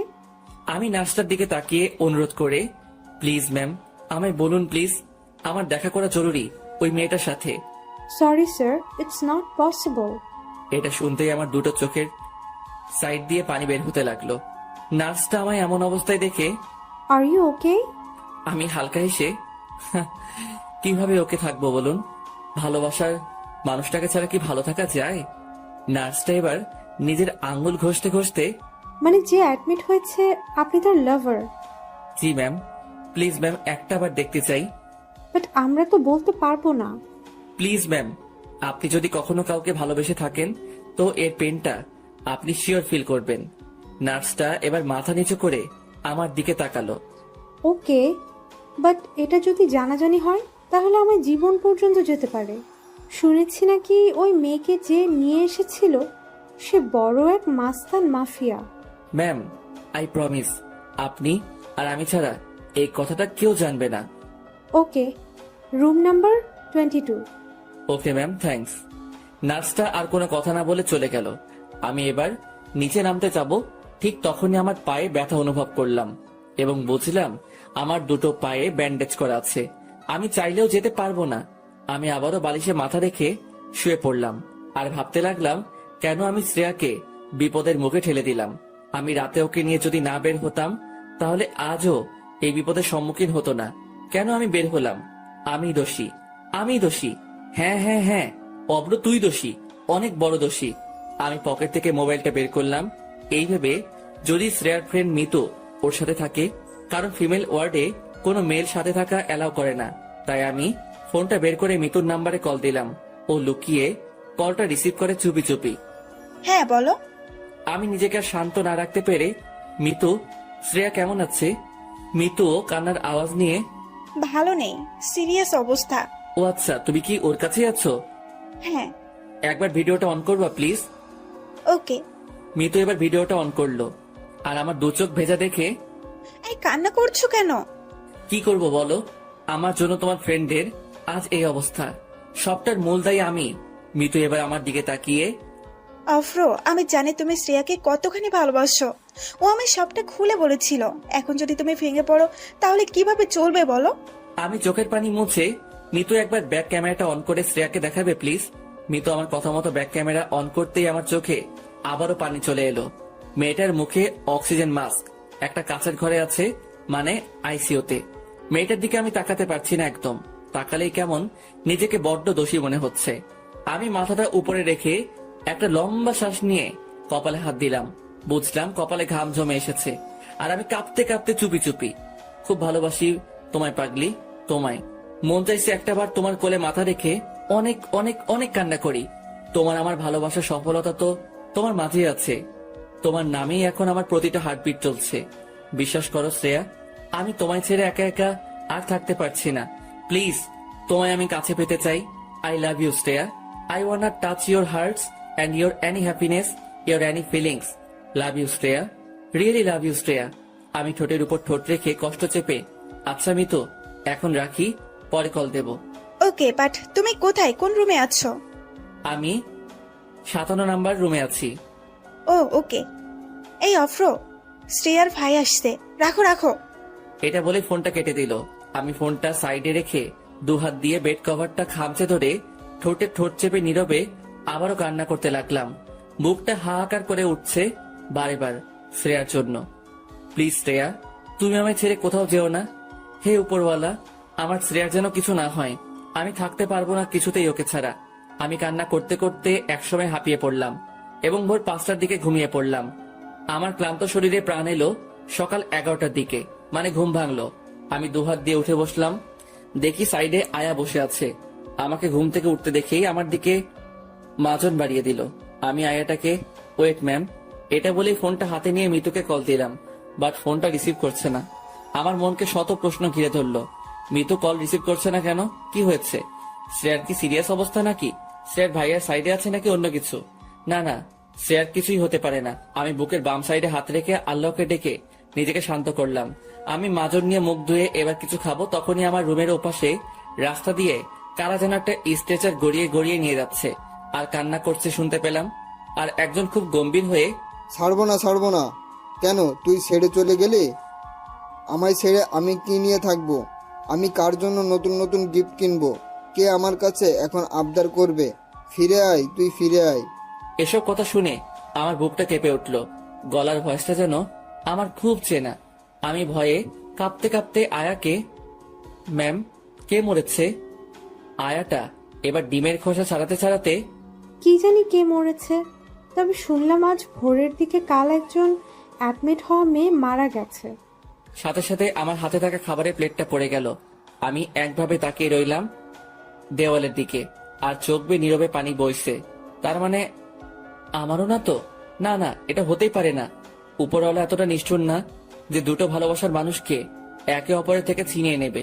আমি পাগলের মতো ফোনটা নিয়ে মিতুকে বারবার কল দিচ্ছি। একসময় ও ফোনটা রিসিভ করতেই ও খুব কান্না জুড়ে দিল। হ্যালো। মিতু কোনো কথা না বলে ফিসফিস করে কেঁদে চলেছে। আমি নিজেকে শান্ত না রাখতে পেরে, হ্যালো মিতু, তুমি কান্না করছো কেন? কি হয়েছে? মিতু গলা ঝেড়ে, না না, কিছুই হয়নি। তুমি কেমন আছো? মিতু আমতা আমতা করে কথাটা আমার মনে বড় একটা সংশয় তুলে ধরলো। আমার কথা ছাড়ো, কি হয়েছে বলো। শ্রেয়া ঠিক আছে তো? মিতু মুখ চাপা দিয়ে কান্না আমায় না বুঝতে দিয়ে, না না, শ্রেয়া একদম ঠিক আছে। আমি মিতুর কথাটা এখন বিশ্বাস করতে পারছি না। মিতু তো এভাবে কথা বলে না। আমার জোরে হার্টবিট শুরু হয়ে গেল। আমি নিজেকে আর মানাতে পারছি না। পাশের আয়াটাকে, ম্যাম আপনি যান, আমি নিজে করে নেব আমার যা লাগবে। ওকে। এটা বলে আয়াটা চলে গেল। আমি আবারও ফোনটা কানে তুলে, মিতু, তোমার কথায় আমার এখন আর বিশ্বাস হচ্ছে না। সত্যি বলছো বলো? মিতু আর কান্না থামাতে না পেরে, শ্রেয়ার আমাদের মাঝে নেই। কথাটা শোনার সাথে সাথে আমার মাথায় বাজ পড়ে গেল। বুকের বাম পাশে এমন একটা আঘাত লাগলো যা বন্দুকের গুলির থেকেও শত যন্ত্রণার বেশি। আমি নার্ভাস হয়ে, না না, তুমি ভুল বলছো। মিতু আরো কান্না করতে করতে, আমি সবটা ঠিকই বলছি। শ্রেয়া আমাদের মাঝে আর নেই। আমি নিজেকে ঠিক না করতে পেরে আমি বালিশে মাথা রাখলাম। ফোনটা বিছানায় পড়ে রইল। কষ্টে বুকটা ফেটে যাচ্ছে আমার এখন। মনে হচ্ছে সবটার জন্য দায়ী শুধুমাত্র আমি। কেন আমি করতে গেলাম এমনটা? আমি বেডের মাথার দিকে রডটা চেপে ধরলাম এবং নিজের উপর রাগে সাপের মতো ফোঁসফোঁস করতে লাগলাম। নিজের চুলগুলো ধরে ইচ্ছে মতো টানতে লাগলাম। পুরাই আমি পাগলের মতো হয়ে গেছি এখন। মন থেকে বারে বার এই কথাটাই আসছে, অভ্র তুই একটা খুনি। নিজের ভালোবাসার মানুষকে তুই নিজেই মেরে ফেললি। আমি চোখ বন্ধ করতেই আমার দু চোখ থেকে ঝরঝর করে বৃষ্টির মতো পানি পড়তে লাগলো। গোটা শরীরটার এখন উপর নিজেরই ঘৃণা হচ্ছে। কেন আমি শ্রেয়াকে নিয়ে বাইরে বের হলাম? কেন কেন কেন? কি দোষ করেছিল? শ্রেয়া, তুমি আমায় মাফ করে দিও। এখন শ্রেয়ার সাথে কাটানো সেই প্রথম মুহূর্তটা মনে পড়ছে আর চিৎকার করে মন বলতে চাইছে, শ্রেয়া আমি তোমায় ভালোবাসি। আমি তোমায় আবারও ওই বাসের কর্নারের সিটের পাশে চাই। যেভাবে তুমি আমায় ছুরি দিয়ে আমায় ভয় দেখিয়েছিলে, আমি ওই ভয়টাও পেতে চাই তোমার থেকে। প্লিজ শ্রেয়া, তুমি ফিরে আসো।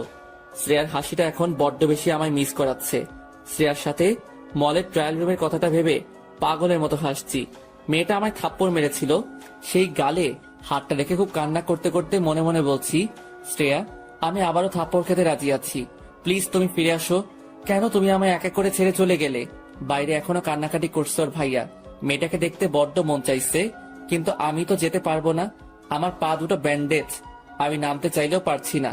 আমি কান্না করতে করতে দুটো হাত দিয়ে যাই হোক করে বেড থেকে পা গুলো নামালাম এবং আস্তে আস্তে করে বসলাম এবং হাত ঘষতে ঘষতে গেটের দিকে এগোতে লাগলাম।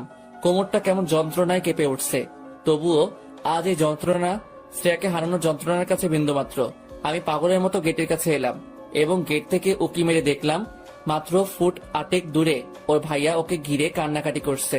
হয়তো এতক্ষণ এখানে দাঁড়িয়ে শুধুমাত্র ডেথ সার্টিফিকেটের জন্য।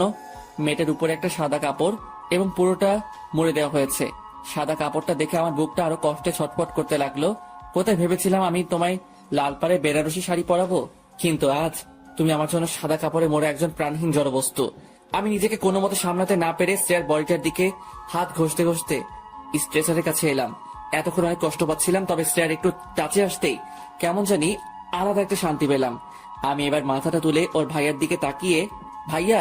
ওর ভাইয়া আমাকে দেখা মাত্রই দেখে আমার বুকে একটা লাথি মেরে কাঁদতে কাঁদতে বলল, দেখ, তোর জন্য আমার বোন আজ মৃত্যুসজ্জায় সজ্জিত। শান্তি তো এবার। আমি হাউমাউ করে কান্না করতে করতে ভাইয়ার দুটো পা ধরে, ভাইয়া আমি অপরাধী, আমি জানি আমি অনেক বড় ভুল করেছি, যে আমি কোনোদিন ক্ষমার প্রাপ্য না। আমি শুধু একবার শ্রেয়াকে দেখতে চাই। প্লিজ ভাইয়া না করবেন না, প্লিজ প্লিজ ভাইয়া না করবেন না। শ্রেয়ার ভাইয়া চোখ মুছতে মুছতে আমার সামনে থেকে চলে গেল পা ছাড়িয়ে। সাইডে বসে থাকা আমি মিতুর দিকে অসহায় চোখে তাকালাম আর হাত জোর করে, মিতু প্লিজ আমায় একটাবার তুলে ধরো, আমি শুধু একটাবার আমার ভালোবাসার মানুষটার মুখটা দেখতে চাই। মিতু ওর চোখ মুছে আমায় স্ট্রেচারের সামনে তুলে ধরলো। দেখলাম আমার পৈটা চাঁদ বুকে সাদা কাপড়। আমি কাপা কাপা হাত নিয়ে ওর মুখের উপর থেকে কাপড়টা সরালাম। মেয়েটার দুটো মায়াবী চোখ বন্ধ হয়ে গেছে। আমি ওর মুখের উপর আমার মুখটা নিয়ে গেলাম এবং পাগলের মতো হাসতে হাসতে, কি ম্যাডাম একাই ঘুমিয়ে গেলে আমায় ছেড়ে? কি আমি খুব বিরক্ত করছিলাম বলো তোমায়? এই প্রতিদিন কলেজে এসে তোমার পাশে থেকে তোমার সাথে নানা রকম ফাইজলামি করে তোমায় রাগানো, তোমায় জেলাস ফিল করানো। কি ম্যাম, আমি এখন তামিমের বাসায় গেলে তোমার আর বাসে বিরক্ত করব না? তোমার সাথে মলে গিয়ে ট্রায়াল রুমে ওরকম ফাইজলামিও করবো না? আচ্ছা ম্যাম, তুমিও আমায় খুব ভালোবাসতে, বলনি কেন? আরে আমিও তো বাসতাম, তাহলে আমিও কেন বলনি? এই এই এই আমার লক্ষ্মীরা রাগ করো না, দোষ দিচ্ছি না তোমায়। জানো তো তোমায় রাগলে ঠিক আমার প্রিয় লজ্জাপতি বউটার মতো লাগে। আরে অন্য কেউ না, তোমাকেই বলছি। একটু হেসে বলো না, অব্র তোমায় ভালোবাসি, চলো না আজ একটু পার্কে যাই এবং দুজনের সাথে মনের কথাগুলো শেয়ার করি। কি ম্যাম ভাবছো আমি তোমায় সুখী রাখতে পারতাম কিনা? অবশ্যই রাখতে পারতাম ম্যাম। তোমায় 5 টাকার একটা টিপ পাতা আর 10 টাকার একটা কাজল এনে তোমায় পরিয়ে দিয়ে খুব সুখী রাখতাম। এই যে ম্যাম, আমার সাথে আমার শহরের প্রতিটা গলি ঘুরবে। আরে না না, অন্যদের মতো বাইক কিংবা গাড়িতে না, আমি অন্যদের থেকে আলাদাভাবে ঘুরবো। তুমি আমার হাতটা জোর করে চেপে ধরবে এবং আমি তোমার দিকে তাকিয়ে বলবো, এভাবে হাতটা শক্ত করে ধরে রেখো প্রিয়সিনী। তুমি যখন লজ্জায় চোখের পলক ফেলে বলবে ঢং, আমিও হালকা এসে তোমার চোখে চোখ রেখে বলবো, ভালোবাসি যে তোমায় খুব। বলছি ম্যাম, আর কত ঘুমাবা? ওঠো না, চলো না আমাদের স্বপ্নগুলো পূরণ করি।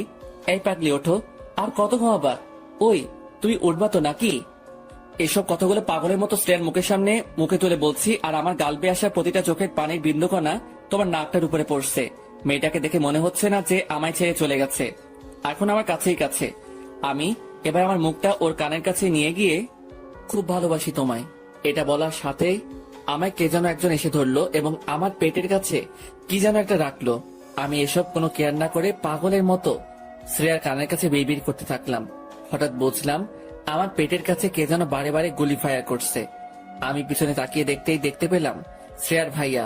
আমি চোখ দুটো বড় বড় করে শ্রেয়ার ভাইয়ার দিকে তাকিয়ে হাসলাম এবং ঠোঁটের উপর ঠোঁট চেপে ধন্যবাদ জীবন্ত লাশটাকে মৃত লাশে পরিণত করার জন্য। শ্রেয়ার ভাইয়া রাগে ঘৃণায় আমার দুটো পায়ে আবারও লাথি মেরে আমায় হাঁটু মুড়ে বসিয়ে দিল এবং আমার চুলের মুড়িটা ধরে আমার মুখের ভেতর পিস্তলের নলটা ঢুকালো। আমি চারদিকে তাকিয়ে দেখলাম প্রচুর মানুষ আমাদেরকে দেখছে, তবে আমায় আটকালেও আমি আজ নিজেকে আটকাতে দেব না। আজ নিজেকে মনে হচ্ছে আমি পরিবারের একজন অবাধ্য ছেলে ছিলাম। এত বড় দোষ নিয়ে আমি জীবনে কখনো এগোতে পারতাম না। দলের লোকগুলো চারিদিকে বন্দুক হাতে নিয়ে দাঁড়িয়ে আছে। এদিকে শ্রেয়ার ভাইয়া চোখে পানি রেখে কাঁপতে কাঁপতে আমার দিকে তাকালো আর বলল, আমার প্রাণ নিয়ে খেলি, কিন্তু তুই আমার প্রাণটা আজ কেড়ে নিলি। এটা বলেই পিস্তলের ট্রিগারে আঙুল দিল। আমি মাথা নিচু করে মনে মনে, আব্বু ভাইয়া তোদের সাথে আর দেখা হলো না, হয়তো আবার হবে আমার লাশের সাথে তোদের দেখা। প্লিজ তোরা আমায় ভুল বুঝিস না, আমায় মাফ করে দিস ভাই। আব্বুর খেয়াল রাখিস, আমাদেরকে ছোট থেকে একজন আম্মু আব্বু দুজনেরই ভালোবাসা দিয়ে বড় করেছে। আমি পারলাম না তোদের সাথে আর থাকতে, আমি এখন পুরাই কাঁদছি আর খুব হাঁপাচ্ছি। আচমকা শ্রেয়ার ভাইয়া চিৎকার করে আমার মুখের ভেতরেই বারে বার গুলি চালাতে লাগলো। আমার মাথার পিছনে খুলি ছেদ করে প্রত্যেকটা গুলি রকেটের বেগে বার হয়ে গেল। আমি এবার মাথা নিচু করে ফেলতেই শ্রেয়ার ভাইয়া আমায় ছেড়ে দিল। আমি কাঁপতে লাগলাম প্রচুর এবং কখন যাই মারা গেছি বুঝতেই পারিনি। আমি আমার লাশ থেকে আমার আত্মা নিয়ে উঠে দাঁড়ালাম, দেখি আমার লাশটা পড়ে আছে রক্তাক্ত হয়ে। আমি শুতে চাইলেও শুতে পারছি না। আমি শ্রেয়ার লাশটার দিকে তাকাতেই দেখি, আরে শ্রেয়াও তো পাশে দাঁড়িয়ে। আমি পাগলের মতো দৌড়ে ওর দিকে এগোলাম ওকে জড়িয়ে ধরার জন্য, বাট আমি ওকে জড়িয়ে ধরতে পারছি না, ওকে আমি টাচই করতে পারছি না। আমি বিষণ্ণ হয়ে ওর সামনে দাঁড়িয়ে রইলাম আর এটা দেখে শ্রেয়া হাসতে হাসতে, কি লেখক সাহেব, ভালোবাসা কি শুধুমাত্র স্পর্শেই হয়? কখনো তো অনুভবেও হয়। কত গল্পে ভালোবাসা স্পর্শে প্রকাশ করবেন, অন্তত এই গল্পে তোমার আমার ভালোবাসা অনুভবেই থাকুক।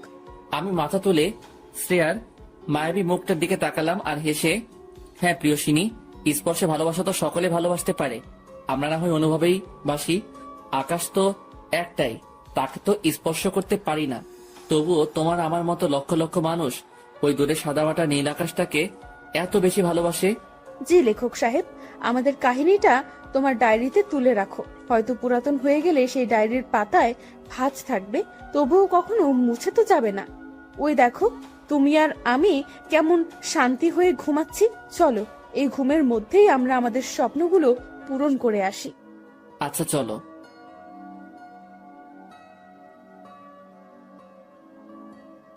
এটা বলে শ্রেয়াও মাথা নিচু করে নিল এবং অন্যদিকে তাকিয়ে রইল। শীতলদা আমার দিকে তাকিয়ে, চিনিস নাকি? জি, ফ্রেন্ড হয়। আমি এবার বাইরের দিকে তাকিয়ে দেখলাম ওর ভাইয়া আসছে কিনা। ওর ভাইয়া গাড়ির সাইডে দাঁড়িয়ে কার সাথে যেন ফোনে কথা বলছে। এদিকে শীতলদা আমাকে, আমি দেখছি, যা তোরা কথা বল। আমি খুশি হয়ে, থ্যাঙ্কস দাদা, এটা বলে আমি গুটি গুটি পায়ে শ্রেয়ার দিকে এগোচ্ছি। আর শ্রেয়া তত মুখ লুকানোর ট্রাই করছে।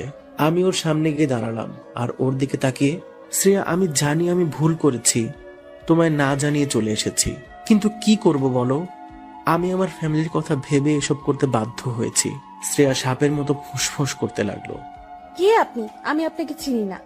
বুঝলাম অভিমান করেছে, তাই আমি হালকা হেসে, আচ্ছা বাবা সরি, বলছি তো ভুল হয়েছে আমার। আরে বাবা, কে আপনি? আর আমাকে সরি বা কেন বলছেন? আমি তো আপনাকে চিনি না। এটা বলেই উঠে গেল এবং আমার দিকে আঙুল তুলে, আমি আপনাকে চিনি না, আই হেট ইউ। এটা বলেই ও গাড়ির কাছে গিয়ে গাড়িতে উঠে গেল। ওর এমন করা আমার সাথে ব্যবহার আমার বুকের সোজা তীরের ফলার মতো এসে লাগলো। নিজের অজান্তেই চোখের কোণে পানি চলে এলো। চোখের পানি লুকিয়ে হালকা হেসে, শীতলদা আমি আসি এখন, আব্বু হয়তো খুঁজবে, অনেকক্ষণ এসেছি তো। এটা বলে আমি বাইরে চলে এলাম।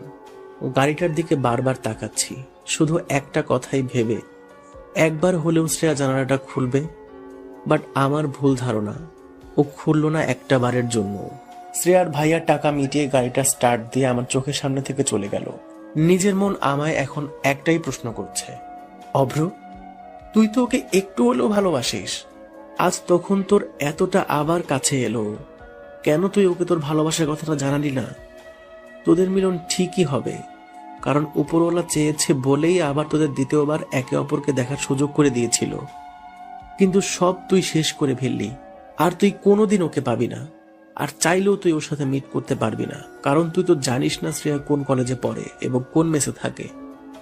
অভ্র তুই তো ভালোবেসেছিস, কোনো অপরাধ তো করিসনি, আর তুই ওর ভাইয়া মানে একজন মাফিয়ার জন্য তুই ভয় পেয়ে তোর ভালোবাসার বলিদান দিবি? এটা কিছুতেই হতে পারে না। তুই পারবি অভ্র, তুই পারবি। আমি এসব ভাবতে ভাবতে রুমে এসে চুপচাপ বেডের বালিশে মুখ গুজে পড়ে রইলাম। আমার মাথায় এবার বুদ্ধি এলো, তামিমকে ফোন দিই, সেই সব বলতে পারবে। হ্যালো তামিম। জি ভাই বল। বলছি শোন না, শ্রেয়া কোন কলেজে পড়ে কিছু জানিস? না রে দোস্ত, ওর সব সিক্রেট। আর তুই তো জানিস ওর ভাইয়া মাফিয়া, মানে ওর বোনকে ওদের শত্রুরা মারার ট্রাই করে অনেক সময়, তাই সবটা সিক্রেট রাখে। ও আচ্ছা, এটা বলেই ফোন রেখে দিলাম। কিভাবে যে ওর সাথে কন্ট্রাক্ট করব কিছুই বুঝতে পারছি না। তারপরেই মাথায় এলো, আরে ও তো আমার ফেসবুক ফ্রেন্ড লিস্টে অ্যাড আছে, ওখানে নিশ্চয়ই কলেজের নাম দেওয়া থাকবে। তাই আমি তাড়াতাড়ি ফোন বের করে ফেসবুক লগ ইন দিলাম এবং কলেজের নাম এবং ও যেখানে থাকে তার অ্যাড্রেসও পেয়ে গেলাম। দিন চারেক পর ওখানে গিয়ে হাজির হলাম। কলেজের সামনে দাঁড়িয়ে আছি, প্রায় 30 মিনিট হতে চললো, বাট এখনো মহারানীর দেখা নেই। আমি হাতে ফোনটা রেখে ঘোরাতে ঘোরাতে চারদিকে তাকাচ্ছি। ডান সাইডে চোখ রাখতেই শ্রেয়া ওর ফ্রেন্ডদের সাথে হাসাহাসি করতে করতে কলেজের গেটের সামনে আসছে। বাতাসে চুলগুলো উঠছে, একটা নীল কালারের সালোয়ার কামিজ পরেছে, চোখে হালকা কাজল আর ঠোঁটের কোণে হাসি। আবারও প্রেমে পড়ে গেলাম মেয়েটার। মেয়েটা এবার কলেজের গেটের সামনে আসতেই আমায় দেখতে পেল এবং না দেখার ভান করে বিরক্তিকর ভাব নিয়ে ভেতরে ঢুকে গেল।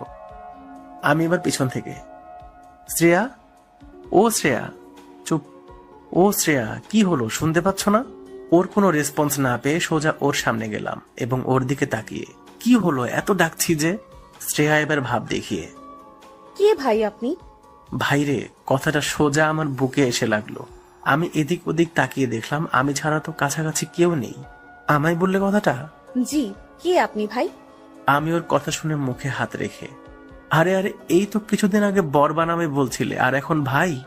শ্রেয়া আমার দিকে না তাকিয়ে, আপনাকে আমি চিনি না, তো সরে দাঁড়ান। এটা বলেই সাইড কাটিয়ে চলে গেল।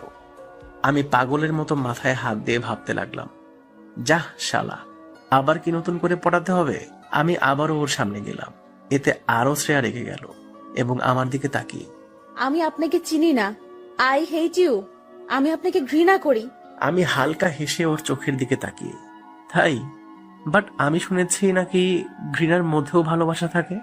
তুমি আমায় ঘৃণা করতেই থাকো, আর আমি তোমায় ভালোবাসতেই থাকবো, আর একদিন তোমায় আমি নিজের করেই নেব। শ্রেয়া এবার হালকা হেসে ভাব দেখিয়ে, চল ফট। ওরে শালা, আমি তো শ্রেয়ার এমন ভাব দেখে পুরাই আশ্চর্য। না, নিনজা টেকনিক এবার ইউজ করতেই হবে দেখছি। বাট এবার ওর উপর নয়, ওর একটা ফ্রেন্ডের উপর জেলাস ফিল করাতে হবে। তাই আমি ওখানে থাকার জন্য একটা লজে উঠেছি। পরের দিন আবারও শ্রেয়ার কলেজের সামনে এসে দাঁড়ালাম। ওর কাছে আসতেই ওদের মাঝে একটা ফ্রেন্ডকে দেখলাম, বেশ ভালোই গুলুমুলু টাইপের। তাই আমি ওদের কাছে যেতেই শ্রেয়া রেগে, ওই বলেছি না আমি আপনাকে চিনি না। আমি হালকা ভাব দেখিয়ে, ও হ্যালো, আমিও আপনাকে চিনি না। আমি তো চিনতে এসেছি আপনার ডান সাইডে থাকা পরিটার বিষয়ে। শ্রেয়া আমার দিকে রাগি লুকে, কি আপনি যে আপনাকে চিনতে হবে? এই চল তো। এটা বলেই ওরা এগিয়ে এলো। আমি এবার ওর ফ্রেন্ডের সামনে গিয়ে, আচ্ছা ম্যাম, আপনি কি জান্নাত থেকে পড়েছেন নাকি? মানে? না মানে এত সুন্দরী তো শুধুমাত্র জান্নাতেই থাকে। মেয়েটা হালকা হেসে আমার দিকে তাকালো এবং মিটিমিটি চোখে। তাই? শ্রেয়া রেগে আগুন হয়ে, আমি গেলাম। এটা বলেই চলে গেল। আমি মুচকি হাসলাম শ্রেয়ার রিয়েক্ট দেখে। বাট আমায় এখন শ্রেয়ার ফ্রেন্ডকে পটাতে হবে। তাই আমি, আচ্ছা আমি কি জানতে পারি আমার সামনে দাঁড়িয়ে থাকা পরিটার নাম? কেন? আমার ফ্রেন্ডের বড় ভাইয়ের কাল বেবি হয়েছে। আমার ফ্রেন্ড বলেছে তার ভাতিজির নাম নাকি কোনো পরীর নামে রাখবে। আর আপনি তো কোনো পরীর থেকে কম না। তাই যদি আপনি বলতেন। মেয়েটা আমার দিকে তাকিয়ে, আমার নাম মিতু। হাউ সুইট, আপনার নামের মতো আপনিও অনেক সুইট। বাসায় সুগার শেষ হলে আপনাকে নিয়ে যাব, আপনি হালকা হেসে দেবেন, ব্যাস আমার বাসায় কখনো সুগারের অভাব হবে না। মেয়েটা মুখে হাত দিয়ে আমার দিকে তাকালো এবং হাসতে হাসতে আমি আবারও, এই শোনো না, কি? আপনার ঠোঁটের হাসিটা একটু সামনে রাখেন। কেন? না মানে আপনার হাসিতে এতটাই মায়া আছে যা সব ছেলেদের পাগল বানিয়ে ছাড়বে। ভাইরে, মেয়ে আমার দিকে তাকিয়ে হেসেই যাচ্ছে এবার। আর ওদিকে দূর থেকে শ্রেয়া আমাদের নোটিস করছে। মিতু শ্রেয়ার কাছে যেতেই বুঝলাম শ্রেয়া ওকে ভীষণভাবে বকাবকি করছে। আমি তো শুধু এবার শ্রেয়াকে জ্বালাবো। আমায় চেনে না বলে কিনা, চিনিয়েই ছাড়বো। আমি এবার দাঁড়িয়ে দাঁড়িয়ে ওদের মজা দেখছি। আমার দিকে শ্রেয়া তাকিয়ে আমার দিকে রেগে গট গট করে এগিয়ে এলো আর আমার সামনে দাঁড়িয়ে হাত গুটিয়ে, এগুলো কি হচ্ছে শুনি? আমি হালকা হেসে মাথার চুল ঠিক করতে করতে, যখন দেখলাম আগেরটা পাত্তা দিচ্ছে না, তখন আর তার পিছনে পড়ে থেকে লাভ কি? কবি বলিয়াছেন, একজন ছেড়ে গেলে আবারও একজনকে ধরো, মনে দুঃখ পেও না ভাইরে। শ্রেয়া আরো রেগে বাঘের থাবার মতো দুটো হাত আমার মুখের কাছে এনে, উফ, তোর কবির গুষ্টি কিলাই। যদি দেখছি না আমার ফ্রেন্ডের পেছনে পড়ে আছিস, আর তাহলে কিন্তু তোকে আমি খুন করে ফেলবো। আমি ওকে আরো রাগানোর জন্য, খুব কষ্ট হচ্ছে বলো, তোমার ফ্রেন্ডকে পাত্তা দিচ্ছে এই ছেলেটা, বাট তোমায় পাত্তা দিচ্ছে না। আহা গোসনা আমার, খুব কষ্ট হচ্ছে বলো।